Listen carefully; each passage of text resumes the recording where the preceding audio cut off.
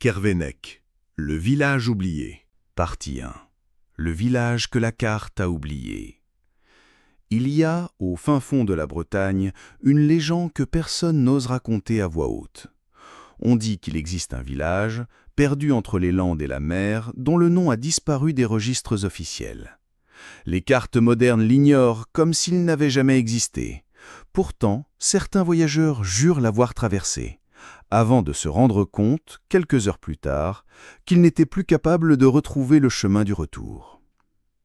Ce hameau, qu'on appelle parfois Kervénec, apparaît seulement quand la brume de l'océan s'épaissit. Ses toits d'ardoise émergent alors comme des fantômes au-dessus des champs détrempés. Les habitants, dit-on, vivent figés dans un autre temps, vêtus de costumes anciens, parlant un dialecte breton que même les plus vieux pêcheurs ne comprennent plus. Un soir d'automne, un jeune ethnographe, Julien Le Guen, décide de partir à leur recherche. Passionné par les contes populaires, il veut prouver que Kervénec n'est pas qu'une légende inventée pour effrayer les enfants. Armé de son carnet, d'un magnétophone et d'une vieille lampe tempête, il s'aventure dans les sentiers boueux, guidé par les récits des marins du port voisin. Au fur et à mesure qu'il marche, le vent se lève. La lande se couvre d'une brume épaisse, blanche comme du lait. Julien entend des cloches au loin, un son métallique lent, qui ne ressemble pas à celui d'une église moderne. Intrigué, il avance. Chaque pas semble l'enfoncer davantage dans un monde qui n'appartient pas au sien. Bientôt, il distingue les premières maisons. Murs de pierre noire, fenêtres étroites, toits moussus. Tout semble désert. Pourtant, ils sont des regards sur lui, derrière les rideaux. Une voix chuchote dans le brouillard en breton. « Dévune, Dévune, réveille-toi !» Julien frissonne. Il note ces mots dans son carnet, persuadé qu'il vient enfin de mettre les pieds dans le fameux village disparu. Mais ce qu'il ignore encore, c'est qu'à partir de ce moment précis, aucun retour n'est possible. Partie 2. Les murmures de la brume. La brume s'épaississait autour de Julien, transformant chaque arbre, chaque pierre en silhouette menaçante. Les cloches continuaient de résonner, mais le son semblait venir de partout et de nulle part à la fois. Les chuchotements se multipliaient, se mêlant au vent, des mots incompréhensibles, presque des incantations. Julien sentit un frisson glacial lui parcourir l'échine. Il s'avança jusqu'à la place centrale du village. Là, un puits ancien, entouré de pierres couvertes de mousse, attirait son attention. Julien approcha, et à peine eut-il posé la main sur le rebord que le murmure devint clair. « Tu ne devrais pas être ici. » Julien recula, mais il était déjà trop tard. La brume semblait former des silhouettes humaines qui s'approchaient lentement, leurs visages flous, comme s'ils apparaissaient et disparaissaient dans le brouillard. Chaque pas qu'il faisait dans la place produisait un écho étrange, comme si le sol lui-même respirait. Il aperçut enfin une porte ouverte, une maison dont la cheminée fumait faiblement. Pensant trouver refuge, Julien entra. À l'intérieur, tout était figé dans le temps. Une table en bois noir, des chaises sculptées, des chandeliers dont la cire semblait à peine avoir fondu. Mais sur le mur, un portrait d'une famille ancienne le fixa du regard, et Julien eut l'impression que les yeux du tableau le suivaient à chaque mouvement.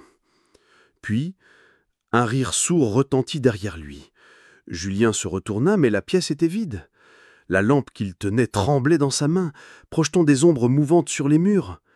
Chaque ombre semblait vouloir s'agrandir et l'engloutir. La voix chuchotante reprit, plus insistante. « Tu es ici pour voir ou pour disparaître ?» Julien comprit alors que Kervénec n'était pas seulement un village oublié sur une carte.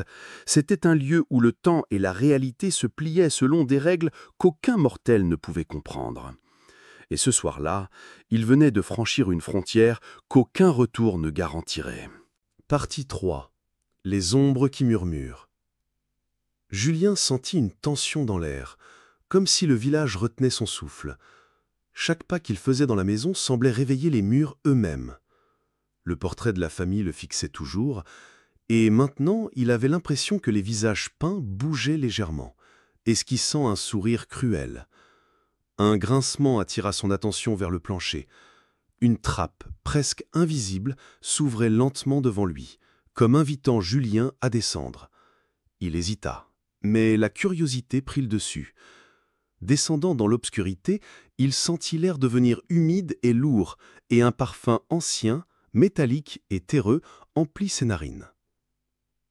La pièce souterraine était un labyrinthe de tunnels et de cavités. Des inscriptions anciennes couvraient les murs, écrites dans une langue qu'il ne comprenait pas, mais dont la forme évoquait des symboles de malédiction. Au centre, un cercle de pierre noire et humide semblait pulser, émettant une lueur verdâtre. Julien s'avança, attiré malgré lui par l'étrange lumière. Soudain, un souffle glacé effleura sa nuque. Il se retourna et aperçut des silhouettes qui glissaient le long des murs. Elles n'avaient ni visage ni forme nette, juste des ombres mouvantes, comme si la peur elle-même avait pris corps. Une voix sifflante s'éleva. « Tu ne devrais pas réveiller ceux qui dorment. » Julien sentit son cœur battre si fort qu'il crut qu'il allait éclater. Chaque pas qu'il faisait dans ce labyrinthe semblait provoquer un écho funeste.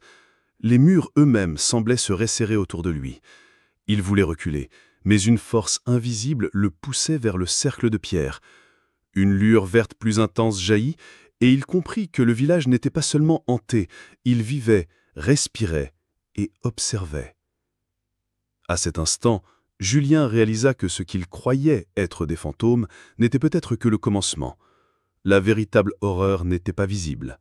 Elle se tapissa dans l'ombre, attendant de transformer chaque peur en réalité tangible. Et Julien, sans le savoir, venait d'ouvrir la porte vers ce que aucun vivant n'aurait dû voir. Partie 4. Le murmure des murs. Julien recula de quelques pas, mais le cercle de pierre semblait aspirer ses pensées. Les ombres glissaient toujours sur les murs, chuchotant dans une langue qu'il sentait, plus qu'il ne comprenait. Chaque mot résonnait comme une incantation, éveillant en lui une peur primordiale. Soudain, le sol trembla légèrement et un craquement se fit entendre au-dessus de lui. La trappe par laquelle il était descendu se referma brusquement, laissant Julien prisonnier de cette caverne vivante. La lumière verdâtre du cercle semblait pulser au rythme de son propre cœur. Il comprit que cette pièce n'était pas seulement un refuge, elle était un piège, conçu pour capturer ceux qui osaient défier l'ancien secret du village. Il essaya de se concentrer, de rationaliser la situation, mais le vent humide qui parcourait les tunnels apportait avec lui des murmures plus clairs, des voix de personnes qu'il connaissait, des proches, des voisins. Elle l'appelait, suppliante et effrayée, comme si le village lui-même tentait de le séduire ou de le manipuler. Julien sentit une sueur glaciale couler le long de sa nuque. Au centre du cercle, la pierre noire commença à se fissurer. Une lumière plus intense jaillit de l'intérieur, projetant des ombres gigantesques contre les murs. Des formes humanoïdes, presque translucides, semblèrent émerger des fissures, flottant dans un silence oppressant. Il comprit que ces entités n'étaient pas des fantômes ordinaires. Elles étaient le reflet de la peur et de la culpabilité accumulées par le village pendant des siècles. Une voix plus forte que les autres répondit « Celui qui ose regarder doit payer le prix. » Julien sentit un souffle glacial traverser son corps, comme si chaque fibre de son être était paralysée par l'intensité de cette présence. Le cercle de pierre vibrait maintenant sous ses pieds, et une force invisible l'attira vers le centre. Les murs chuchotaient son nom, répétant chaque syllabe jusqu'à ce qu'elle devienne un écho lancinant qui résonnait à l'intérieur de sa tête. Julien savait qu'il devait fuir, mais une fascination morbide le retenait. Il était témoin de quelque chose d'ancestral, un pouvoir qui dépassait la compréhension humaine. Chaque murmure, chaque éclat de lumière, chaque ombre mouvante semblait lui montrer qu'il n'était pas seulement spectateur, mais partie intégrante d'un rituel que le village poursuivait depuis des siècles. Partie 5. L'éveil des ombres. Julien sentit une douleur aiguë dans ses tempes, comme si les murs eux-mêmes lui infligeaient des coups sourds. Les ombres autour de lui se densifiaient, prenant des formes de plus en plus humaines. Des visages anciens, ridés et déformés par la peur, se collaient aux pierres, leurs yeux vides le fixant avec une intensité glaciale. Chaque respiration semblait éveiller des murmures plus pressants, plus insistants. Le souffle du vent dans la caverne se mua en un hurlement continu, mélange de voix humaines et de sons animalesques, comme si le village entier criait sa colère. Julien sentit ses jambes fléchir sous le poids d'une terreur qu'il n'avait jamais connue. Pourtant, Malgré la peur, une curiosité morbide le poussait à avancer. Chaque pas vers le centre du cercle semblait répondre à un appel invisible, irrésistible. Soudain, les silhouettes humaines éclatèrent en milliers de petites ombres qui tourbillonnaient autour de lui, produisant un son strident et hypnotique. Les pierres elles-mêmes paraissaient se tordre, et le sol sous ses pieds se mit à battre comme un cœur géant. Julien réalisa, avec horreur, que le village n'était pas simplement hanté, il vivait, respirait, et sa mémoire accumulée depuis des siècles était consciente. Puis, une présence se matérialisa au milieu du cercle, une silhouette haute et fine, presque translucide, dont les yeux brillaient d'une lueur rouge sang. Julien comprit que c'était l'esprit ancien du village, l'entité qui avait façonné Kervénec et qui maintenant jugeait chaque intrus. La voix résonna dans sa tête, sans qu'aucun son ne franchisse ses lèvres. « Tu as osé fouler ce sol sacré. Pour entrer, il faut payer le tribut. » Julien recula, mais ses pieds semblaient ancrés au sol par une force invisible. La silhouette leva une main spectrale, et les ombres dans la pièce s'enroulèrent autour de lui comme des serpents, étouffant ses mouvements. Chaque fibre de son corps criait pour fuir, mais son esprit, étrangement lucide, commençait à analyser le rituel, cherchant une faille, un moyen d'échapper à l'étreinte des ombres. Alors que les murmures se transformaient en hurlements, Julien vit au fond de la caverne une petite fissure de lumière, comme s'il s'agissait d'une échappatoire, une promesse de survie.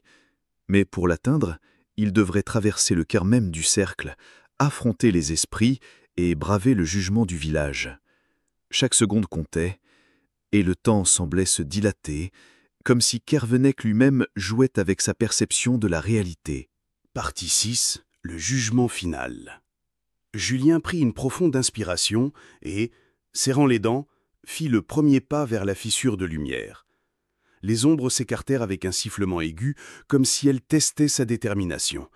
Chaque mouvement semblait être chronométré par une force invisible, chaque pas résonnant dans l'air chargé de peur et de malveillance.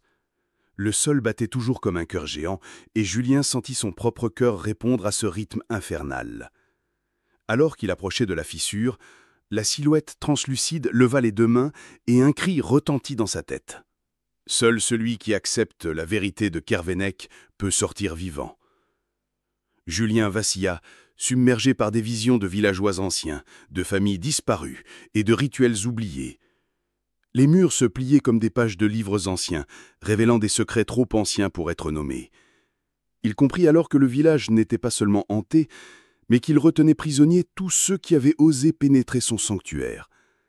Chaque âme, disait-on, devenait une mémoire vivante, un fragment de l'éternité de Kervénec. Un frisson parcourut Julien lorsqu'il réalisa la portée de son épreuve. Il n'était plus question de fuite physique, il devait accepter l'histoire du village, comprendre ses douleurs, ses trahisons et ses colères. Lentement, il murmura des mots de reconnaissance et de repentir, se pliant au jugement silencieux de l'entité. Pour un instant, le temps sembla se figer. Les ombres cessèrent leur danse, le vent hurla une dernière fois et la silhouette disparut dans une explosion de lumière rougeoyante. Julien tomba à genoux, tremblant, mais vivant. Devant lui, la fissure s'était élargie et un rayon de lumière dorée lui indiquait la sortie. Alors qu'il sortait enfin de Kervénec, le soleil se levait sur la vallée, mais Julien savait que ce qu'il avait vu ne pourrait jamais être oublié. Le village avait gravé son secret dans son esprit, et il sentirait toujours la présence des ombres, même dans la lumière du jour. Kervénec restait là, silencieux, attendant sa prochaine victime. Et dans le lointain, un murmure se fit entendre, presque imperceptible. « Le village veille !» Partie 7. Les murmures dans la brume. Julien marchait lentement sur le sentier de pierre, encore tremblant après son épreuve dans le cœur du village. La brume s'élevait autour de lui, épaisse et presque vivante, enveloppant les arbres comme des mains froides et silencieuses. Chaque craquement de branches résonnait comme un avertissement. Le soleil, pourtant levé, semblait incapable de percer cette obscurité surnaturelle. Des murmures étouffés commençaient à se faire entendre. D'abord faible, il prit rapidement une cadence inquiétante, répétant des noms qu'il ne connaissait pas ou peut-être des fragments de son propre passé. Julien s'arrêta, le souffle coupé, écoutant ces voix qui semblaient à la fois lointaines et profondément familières. Puis, à travers la brume, des silhouettes apparurent. Elles se mouvaient lentement, leurs formes floues et indéfinies, et leurs yeux brillaient comme de petites flammes. Aucune d'elles ne parlait vraiment, mais toutes semblaient le regarder, scrutant ses pensées, sondant ses peurs les plus profondes. Julien comprit que Kervénec ne relâchait jamais complètement ceux qui avaient touché à ses secrets. Chaque survivant devenait un écho, un messager involontaire de son pouvoir. Une voix, plus claire que toutes les autres, résonna dans sa tête. « Tu crois avoir vu, mais tu n'as rien compris. Ce que tu portes maintenant appartient à Kervénec. » Julien sentit un poids invisible se poser sur ses épaules. Chaque pas en avant devenait plus lourd, comme si la brume essayait de l'engloutir. Il savait qu'il devait continuer, avancer malgré la peur, car s'arrêter signifiait se perdre à jamais dans ce brouillard oppressant. Alors qu'il progressait, une lueur faible apparut au loin, semblable à une lanterne suspendue dans l'air. C'était peut-être la sortie, ou peut-être un piège. Julien hésita, mais la curiosité plus forte que la peur le poussa à marcher vers cette lumière mystérieuse. Partie 8. La lanterne de l'ombre. Julien s'approcha lentement de la faible lueur, ses mains tremblantes serrant la manche de son manteau. Plus il avançait, plus la lumière semblait vaciller, comme si elle respirait à l'unisson avec la brume. Une sensation étrange monta en lui. Chaque pas le rapprochait de la lumière, mais aussi d'une vérité qui le redoutait. Quand il atteignit enfin la source, il découvrit une lanterne suspendue à un vieux chêne tortueux. Autour d'elle, le sol semblait marqué par des symboles anciens, gravés dans la pierre et recouverts de mousse. La lanterne diffusait une lumière froide, presque bleutée, qui projetait des ombres mouvantes sur les troncs environnants. Julien sentit un frisson glacé remonter sa colonne vertébrale. Ces symboles n'étaient pas simplement décoratifs, ils semblaient pulser comme un cœur oublié depuis des siècles. Un vent léger se leva, portant avec lui des chuchotements indistincts. Julien comprit que les voix de la brume n'étaient pas seulement des échos, mais des fragments d'âme piégés dans le village. Elles tentaient de communiquer, de l'avertir, ou peut-être de le retenir. Il entendit son propre nom murmuré, répété encore et encore, comme si Kervénec connaissait chacun de ses secrets les plus enfouis. Soudain, la lanterne vacilla et projeta une ombre qui prit une forme humaine.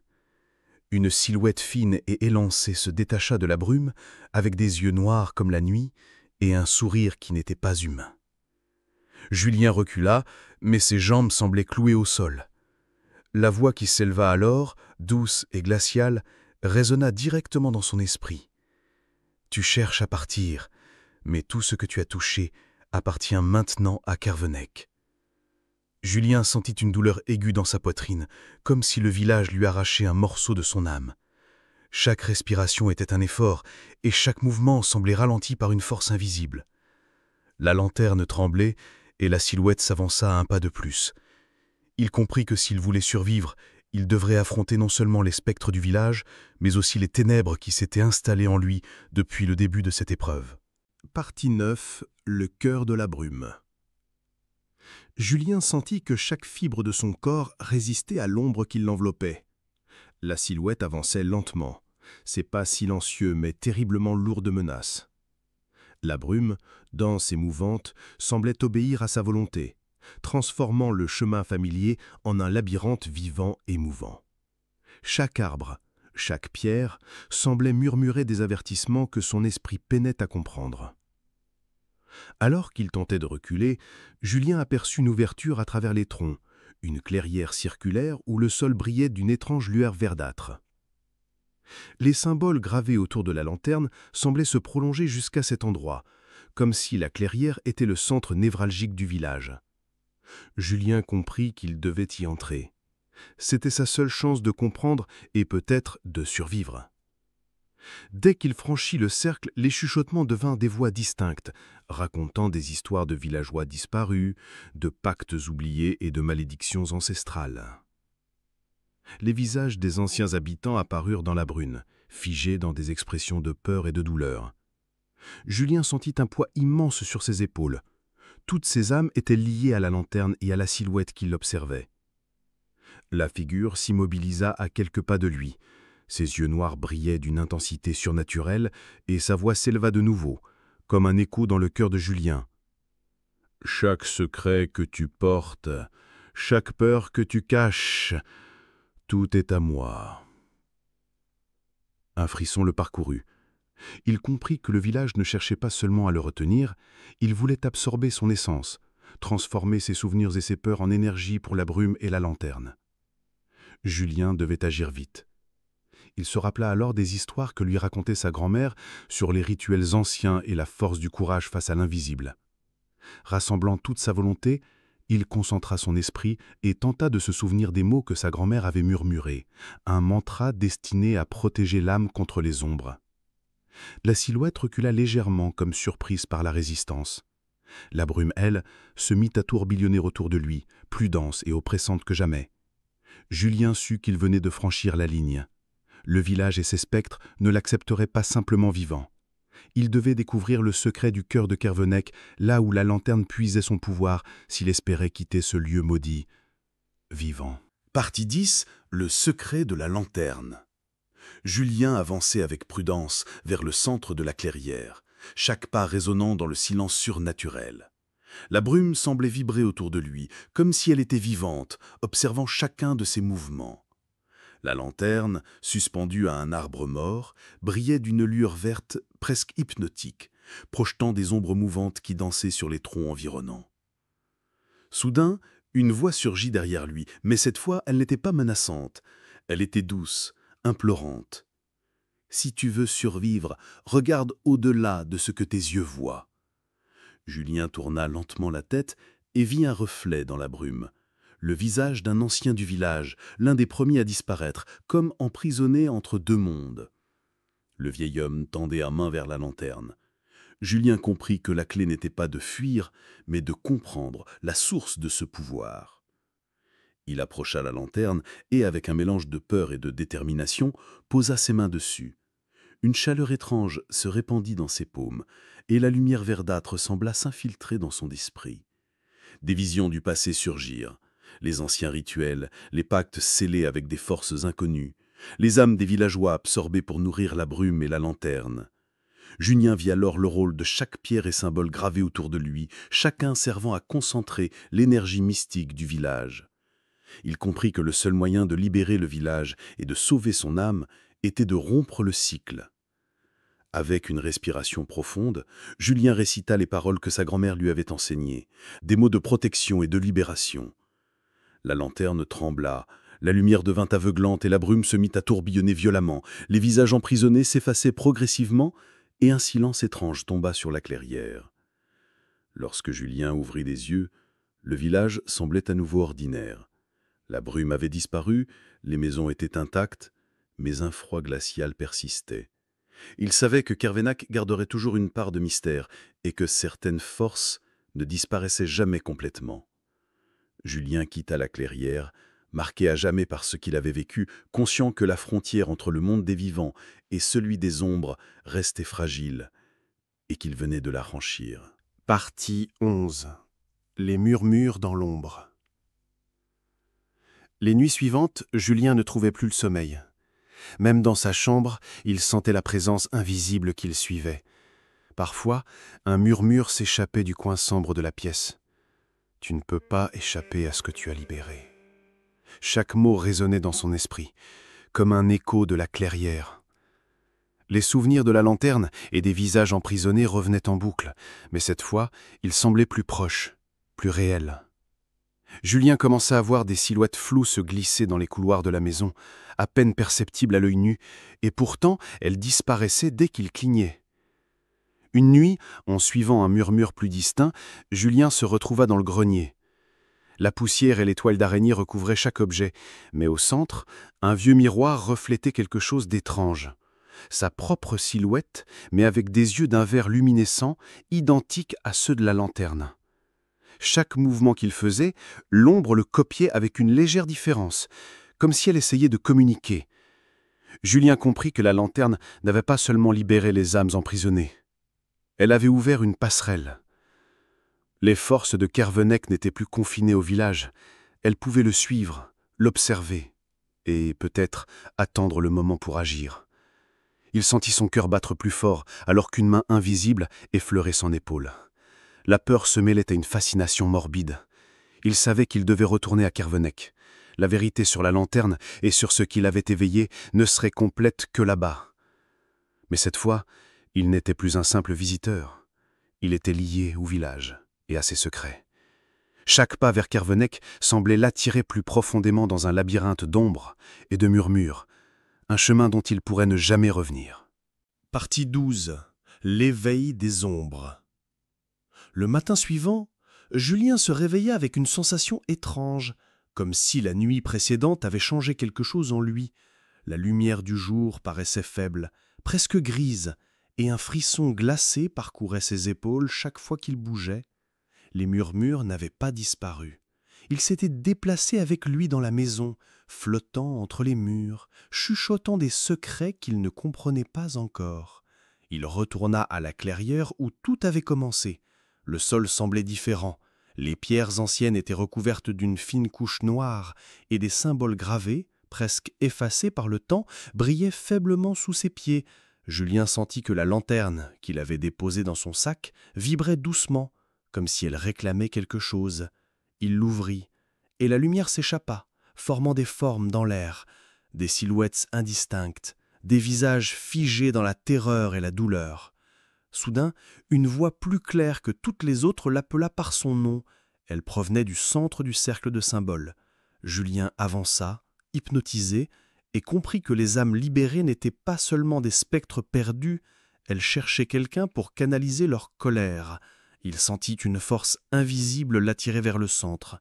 Chaque pas rapprochait son cœur d'un mélange de peur et de fascination, et il comprit que Kervenek n'était pas simplement un village oublié, c'était un piège vivant, un endroit où les ombres attendaient d'éveiller quelque chose de plus ancien et de bien plus dangereux. Les arbres semblaient se pencher vers lui, leurs branches griffant l'air comme des doigts, les murmures devinrent des cris étouffés, et chaque souffle qu'il prenait semblait être répété, déformé, comme si le vent lui-même portait un avertissement. Julien savait qu'il était au seuil d'un pouvoir qu'il ne pouvait ni contrôler, ni comprendre entièrement. Et dans ce silence pesant, une question résonna dans son esprit. Est-ce moi qui ai trouvé Kervenek, ou Kervenek m'a trouvé? Partie 13. La révélation des ruines. Julien se tenait au centre du cercle, le souffle court, observant les formes qui se mouvaient autour de lui. Les symboles gravés dans la terre semblaient pulser à chaque battement de son cœur, comme s'ils s'alimentaient de sa peur. Puis, soudain, le sol trembla légèrement et une fissure noire s'ouvrit sous ses pieds. Un vent glacé en surgit, portant avec lui des odeurs anciennes et la promesse d'horreurs oubliées. Du fond de la fissure, une silhouette massive apparut, à la fois humaine et informe, ses contours vacillant comme une flamme mourante. Elle émettait un murmure qui résonnait directement dans l'esprit de Julien, contournant ses oreilles pour atteindre ses pensées les plus profondes.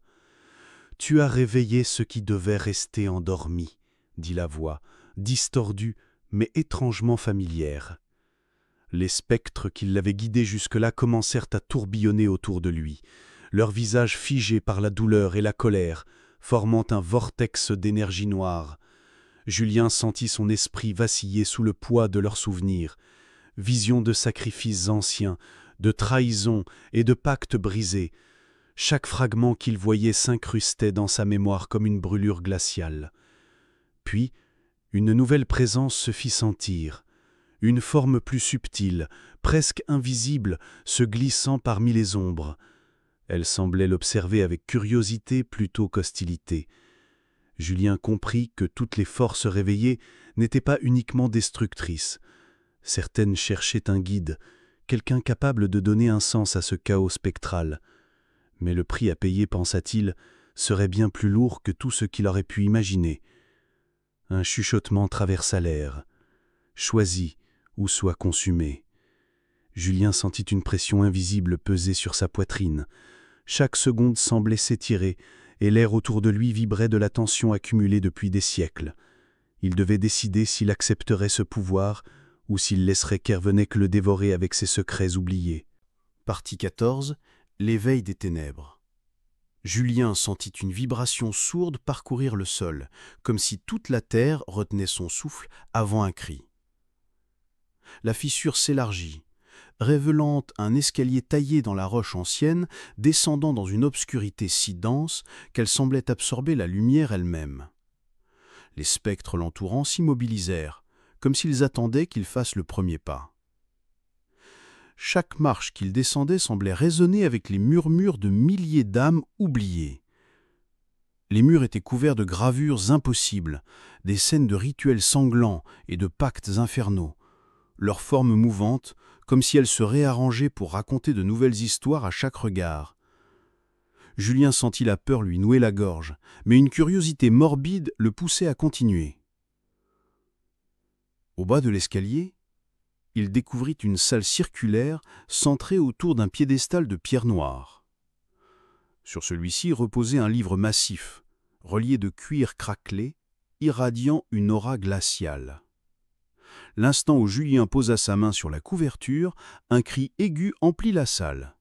Les spectres se mirent à hurler, projetant des éclats de lumière froide et violette sur les murs. Le livre semblait respirer, ses pages frémissant comme des ailes de chauve-souris. Puis, une forme surgit du piédestal. Une entité d'ombre pure, sans visage, mais dont chaque mouvement évoquait à la fois la menace et l'intelligence. Elle parla d'une voix qui résonnait directement dans l'esprit de Julien.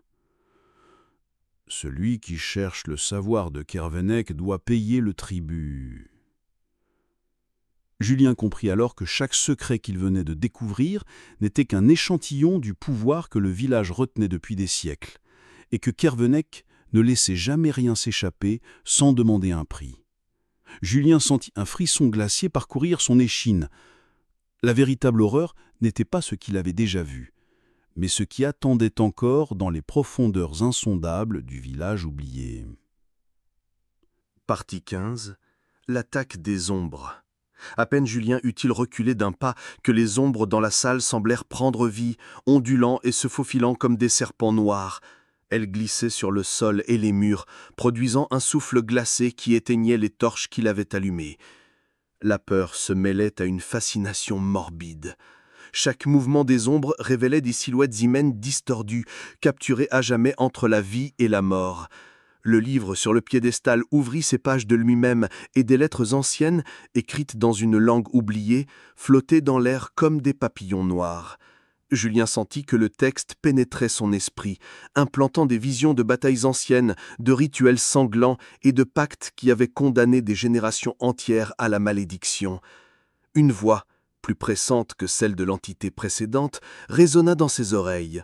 « Tu as osé franchir le seuil, maintenant deviens l'un des nôtres. » Julien sentit une force invisible le saisir par les épaules, le tirant vers le piédestal. Les murs eux-mêmes semblaient se rapprocher, compressant l'espace autour de lui, rendant chaque respiration un effort insurmontable. Mais Julien n'était pas encore prêt à céder. Il se concentra sur les motifs gravés dans la pierre, reconnaissant certains symboles qu'il avait étudiés dans les vieux livres de son grand-père. Un plan se forma dans son esprit. Détourner l'attention des ombres, trouver la faille dans leurs mouvements synchronisés. Il ferma les yeux, visualisa une lumière intérieure qui repoussait les ténèbres, et quand il les rouvrit, un halo faible mais puissant l'entoura. Les ombres hurlèrent et se tordirent, mais elles reculaient, perturbées par cette résistance inattendue. Julien savait qu'il avait gagné un bref répit. Ce n'était qu'un sursis, Quelque chose de plus ancien, de plus dangereux attendait au-delà de cette salle circulaire. Mais pour la première fois, il sentit qu'il pouvait lutter et peut-être survivre aux forces qui hantaient Kervénec depuis des siècles. La véritable horreur n'était pas ce qu'il avait déjà vu, mais ce qui attendait encore dans les profondeurs insondables du village oublié. Partie 16. Les passages interdits. Julien prit une profonde aspiration, sentant encore le souffle glacé des ombres derrière lui.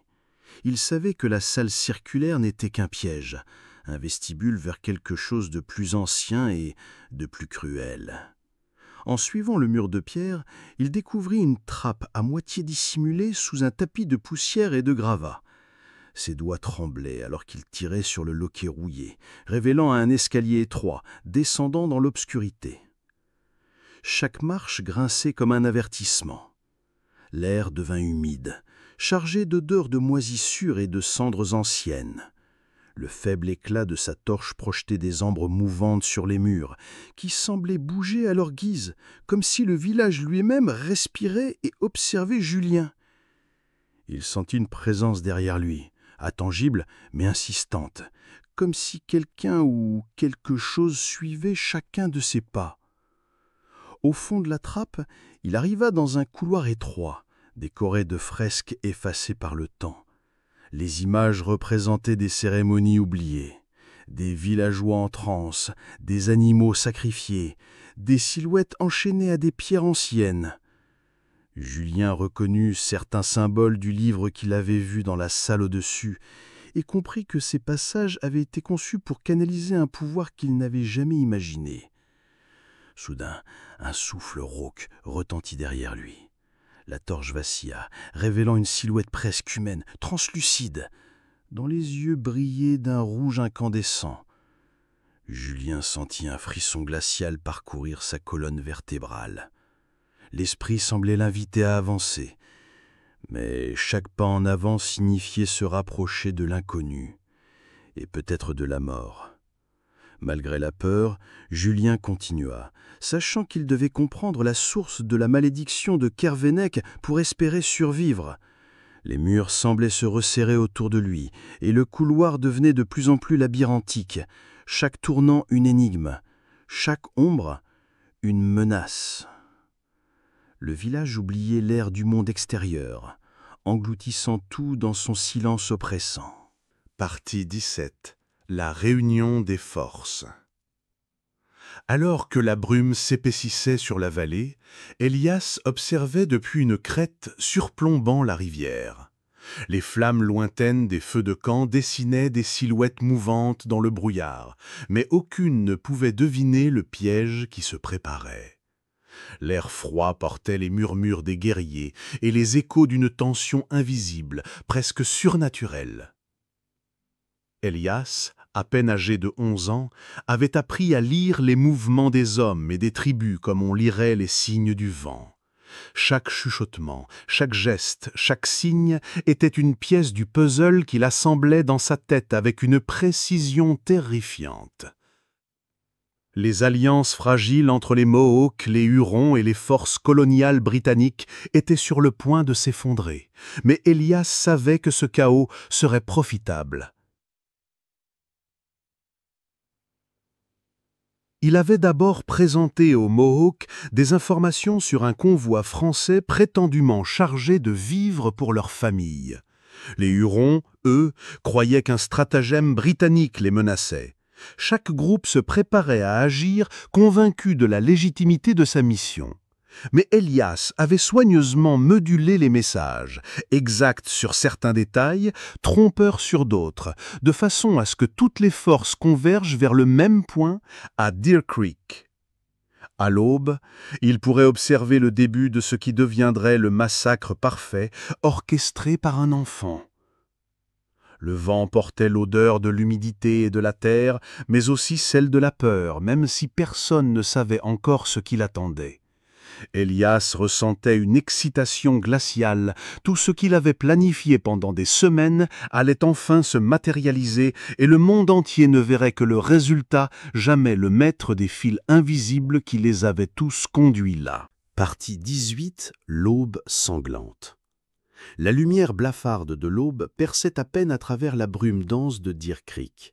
Les silhouettes des hommes et des guerriers étaient à peine visibles, mais Elias savait exactement où chacun se trouvait. Chaque pas, chaque souffle, chaque geste allait être amplifié par les illusions qu'il avait savamment orchestrées. Les premiers coups de feu éclatèrent comme un signal invisible. Les Britanniques, pensant attaquer un convoi français faible, furent surpris par la résistance inattendue. Les Mohawks, croyant défendre des familles menacées, frappèrent à leur tour, tandis que les Hurons, persuadés de protéger leurs propres intérêts, se joignirent au tumulte. En quelques minutes, la vallée se transformait en un théâtre de chaos et de mort.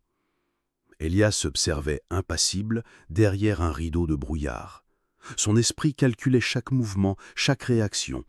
Il n'y avait ni panique ni imprévu dans son plan. Chaque tir, chaque cri, chaque cavalier qui tombait correspondait à la partition qu'il avait écrite des semaines auparavant. Les arbres tremblaient sous le fracas des armes, et les cris des blessés se mêlaient au rugissement des rivières.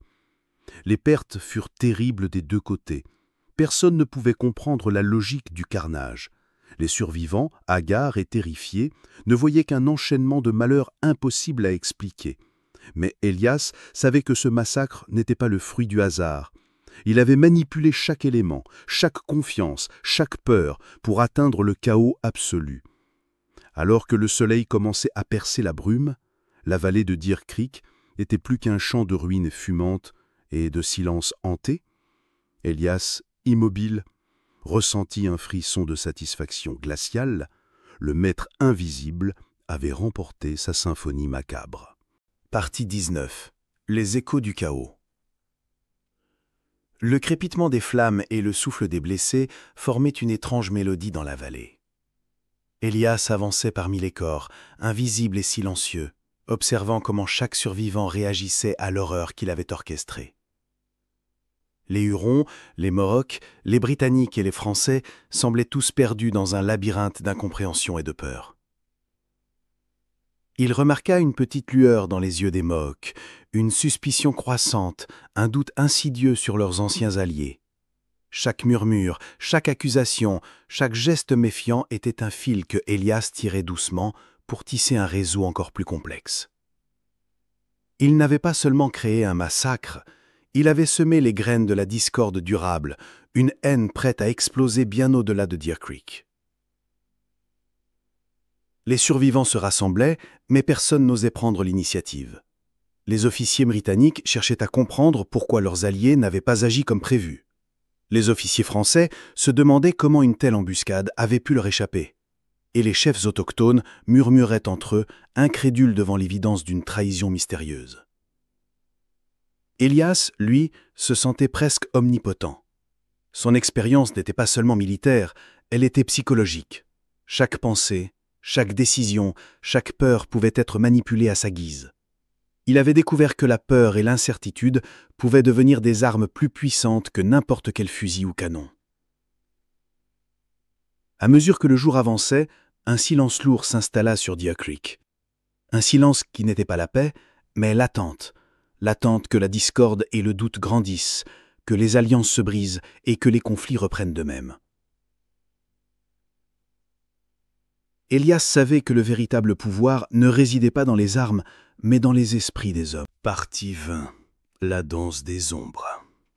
À la tombée de la nuit, un brouillard épais enveloppa la vallée de Deer Creek. Les silhouettes des survivants, vacillantes et épuisées, se confondaient avec les ombres des arbres et des rochers. Chaque pas semblait résonner comme un écho sinistre, rappelant à tous la tragédie récente. Elias observait depuis une colline surplombant le chaos. Il ne ressentait ni remords ni fatigue. Tout ce qu'il voyait, chaque hésitation et chaque peur, confirmait sa théorie. L'information, lorsqu'elle était manipulée avec précision, pouvait gouverner la réalité plus sûrement que n'importe quelle armée. Les chefs autochtones échangeaient des regards chargés de méfiance. Les Mohawks suspectaient les Hurons de duplicité, les Hurons, à leur tour, doutaient des intentions des Français. Les Britanniques, épuisés, tentaient de reconstituer la vérité parmi des récits contradictoires. Chaque groupe, convaincu d'agir pour une cause juste, avait en réalité été entraîné dans un piège invisible. Une brise glaciale traversait la vallée, portant avec elle le parfum de la peur et de la mort. Elias savait que ce vent transportait plus que l'odeur des corps brûlés. Il portait le pouvoir de sa manipulation, le souffle de la discorde qu'il avait semé. Les survivants ne s'en rendraient jamais compte. Même en parlant de ce massacre, ils ne comprendraient pas l'ampleur de la machination qui les avait dirigés. Alors que les étoiles apparaissaient timidement dans le ciel, Elias esquissa un sourire. Le massacre de Deer Creek n'était pas seulement un événement isolé, c'était le prélude d'une série de désordres, de conflits et de malentendus soigneusement orchestrés, dont les échos résonneraient longtemps après que les cris se soient tus. Partie 21. Le fil invisible. Au lendemain du massacre, le silence pesait sur la vallée comme une couverture lourde et suffocante.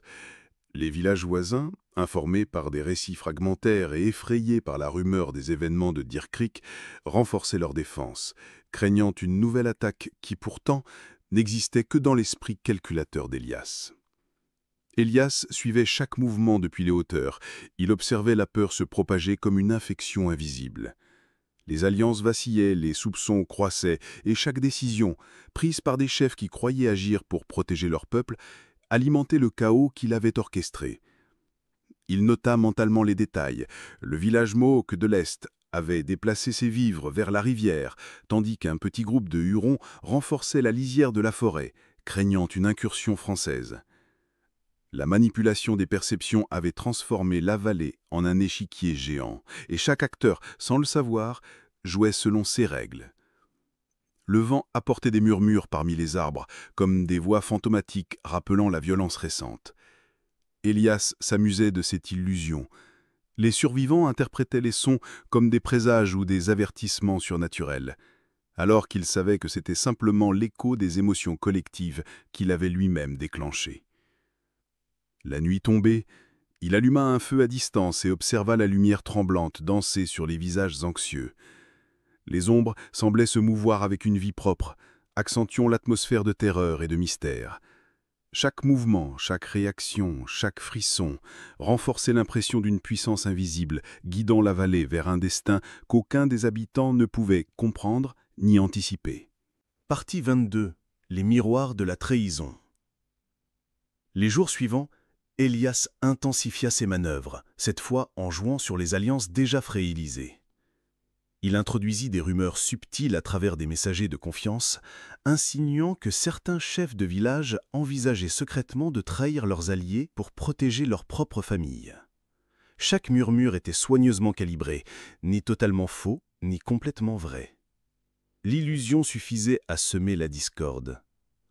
Les chefs Mohawk commencèrent à se méfier les uns des autres, et la tension monta à un point presque palpable. La forêt résonnait de conversations suspicieuses et de regards méfiants. Elias savait que la peur pouvait se propager plus vite que n'importe quelle armée. Il observait comment une simple suspicion pouvait transformer des alliés de longue date en ennemis temporaires, et comment cette méfiance paralysait leur coordination. Les armes restaient inutilisées, les villages isolés, et chaque décision prise dans cette atmosphère inquiétante servait ses desseins. À la tombée du nuit, un feu lointain illuminait les collines, comme une lueur sinistre, et Elias sourit devant l'effet dramatique sur les esprits crédules. Les silhouettes des hommes et des femmes paraissaient plus grandes et plus menaçantes dans la lumière vacillante, renforçant l'impression que quelque force surnaturelle manipulait leur destin. Dans ce théâtre de crainte et de suspicion, Elias expérimentait sa théorie la plus audacieuse. Un jeune stratège pouvait influencer le cours des événements sans jamais brandir une épée, simplement en laissant circuler les informations au moment exact comme des pièces sur un échiquier invisible. La vallée, désormais transformée en labyrinthe de paranoïa, devenait le terrain de jeu parfait pour ces manipulations. Partie 23. La convergence des ombres. Alors que les brumes de novembre s'épaississaient sur la vallée, Elias vit son plan atteindre un niveau critique. Les différentes factions, chacune persuadée d'agir pour protéger ses intérêts, se rapprochaient de la clairière centrale, sans savoir que leurs chemins allaient se croiser. Les Mohawks, alertés par les fausses nouvelles d'Elias, se préparaient à défendre ce qu'ils croyaient être un convoi humanitaire. Les troupes coloniales, elles, avançaient avec la certitude qu'elles allaient surprendre un petit détachement ennemi. Les éclaireurs hurons, ayant reçu leurs propres informations manipulées, suivaient une trajectoire qui les mènerait exactement au même point. Elias observait depuis une colline surplombant la clairière, son cœur battant avec une étrange excitation.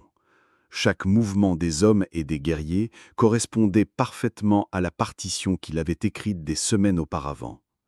Il ressentait une sensation presque divine. Chaque pas, chaque décision était prévue, comme si le destin lui-même dansait selon ses ordres. Les silhouettes se découpaient dans la brume, indistinctes et inquiétantes. Les arbres semblaient chuchoter leurs secrets, et chaque craquement de branches ajoutait à la tension. La peur, la méfiance et l'anticipation créaient un halo de frissons dans l'air glacé. Quand le premier fusil retentit, Elias sut que la partie qu'il avait orchestrée pendant des mois venait de commencer. Une symphonie de chaos s'annonçait, où le sang, la confusion et la trahison allaient se mêler exactement comme il l'avait prévu. Partie 24.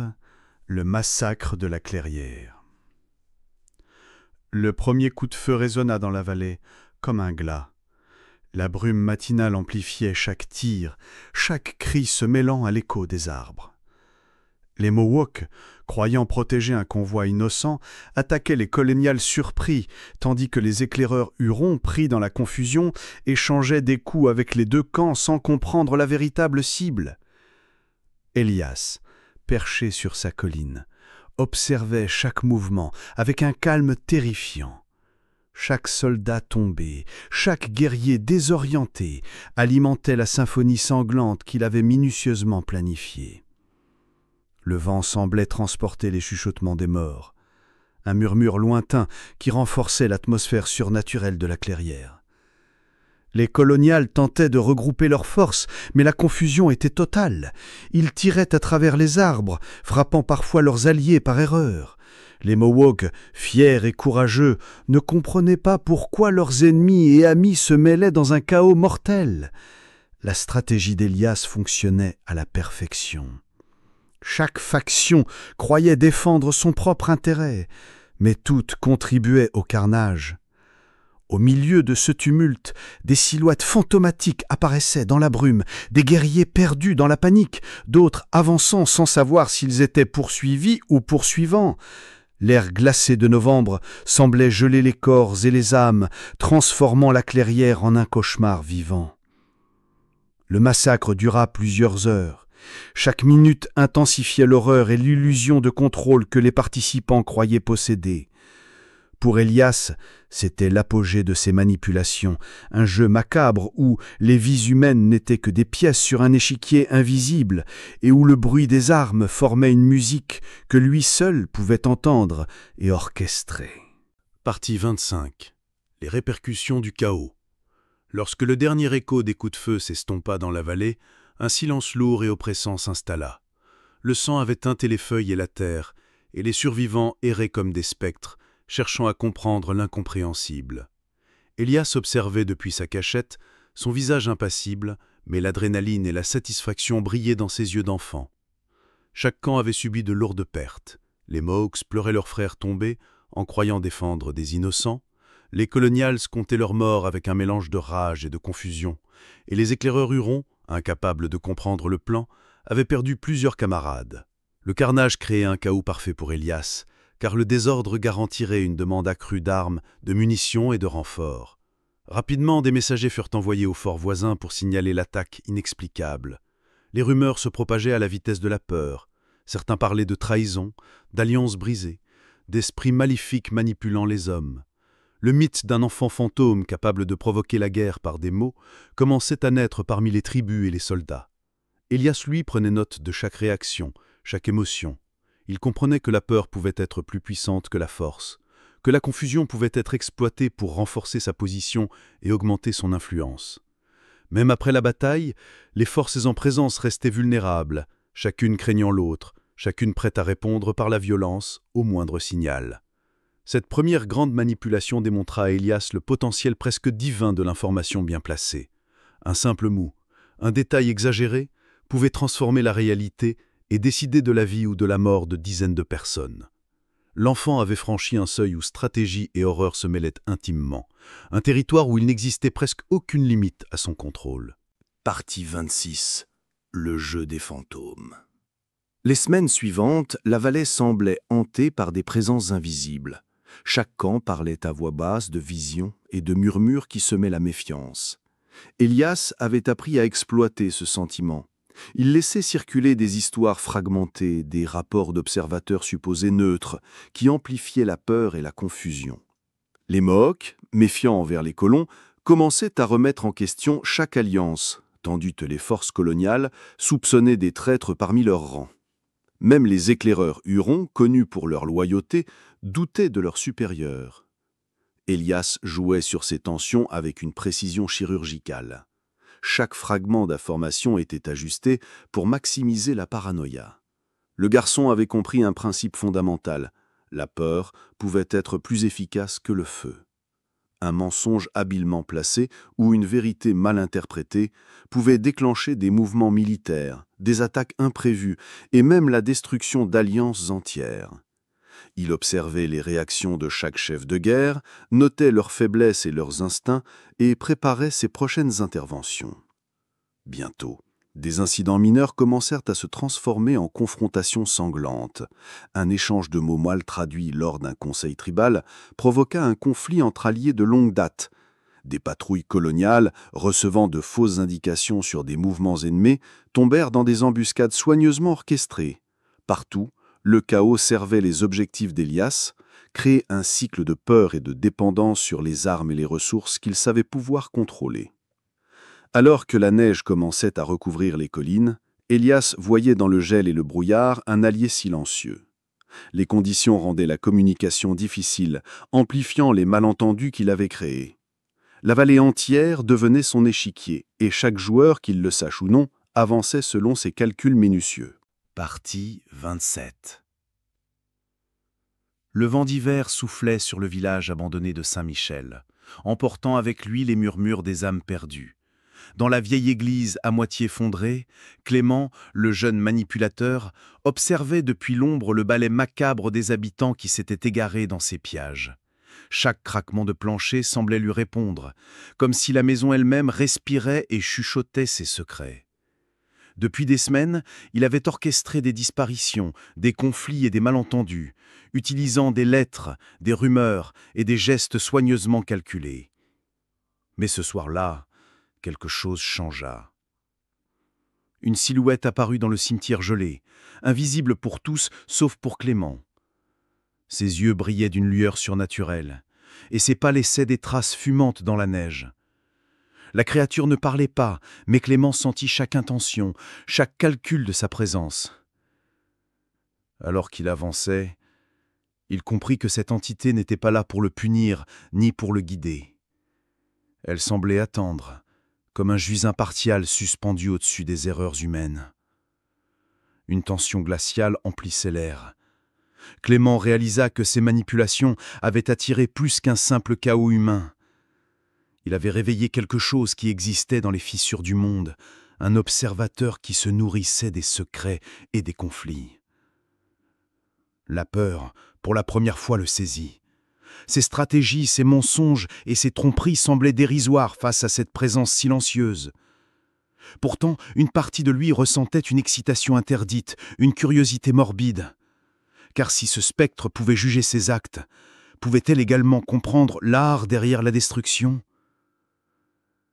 Clément prit une profonde inspiration, prêt à faire face à l'inconnu, ignorant que cette rencontre allait bouleverser à jamais son destin et l'obliger à confronter la limite entre pouvoir et damnation. Partie 28.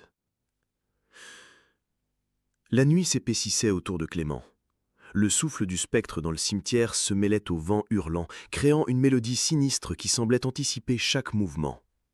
Les villageois, ignorants du danger, continuaient leur routine, pris dans les pièges que Clément avait tendus. Mais chaque rire, chaque plainte, chaque pas résonnait dans l'air comme un écho destiné à lui rappeler son propre rôle dans la tragédie.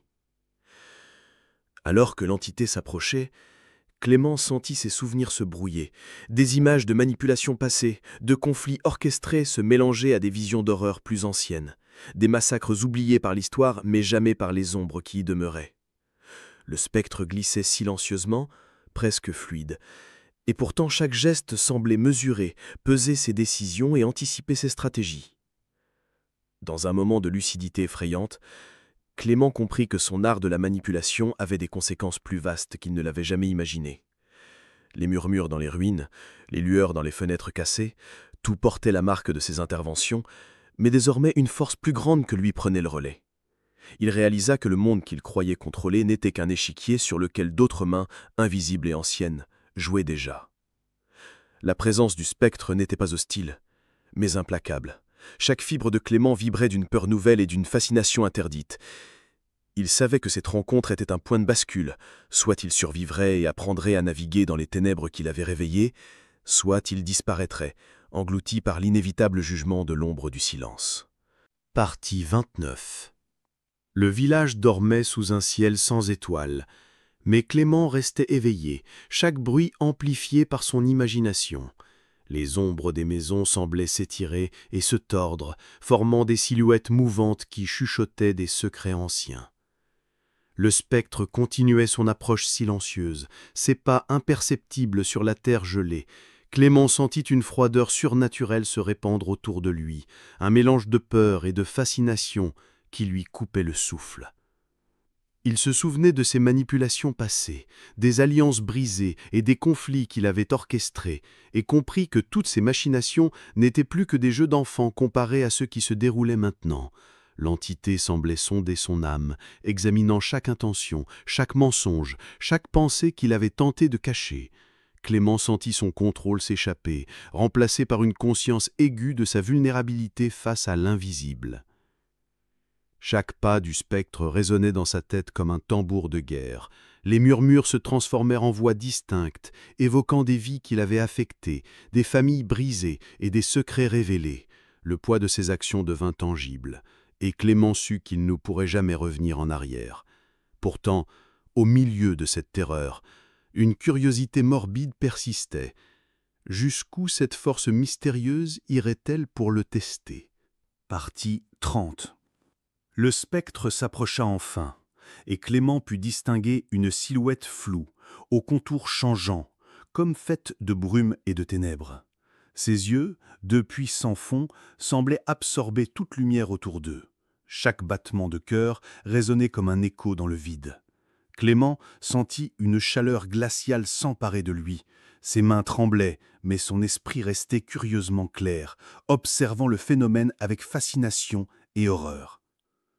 La voix de l'ombre, basse et résonnante, lui parla directement dans l'esprit. « Tu as semé la discorde, observé la peur, créé le chaos, et maintenant, qui t'observe ?»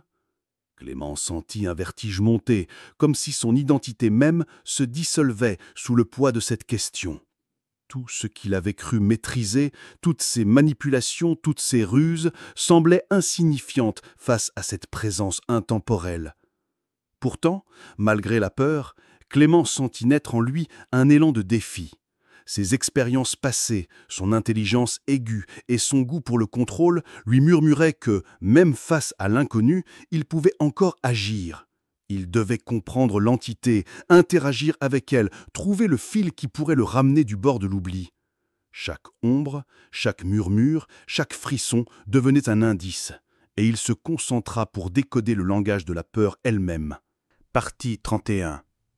Clément sentit le souffle de l'ombre encercler son corps, mais cette fois, la peur se transforma en compréhension. L'entité n'était pas seulement un prédateur, mais le miroir de toutes ses actions, de toutes ses manipulations, de ses choix passés.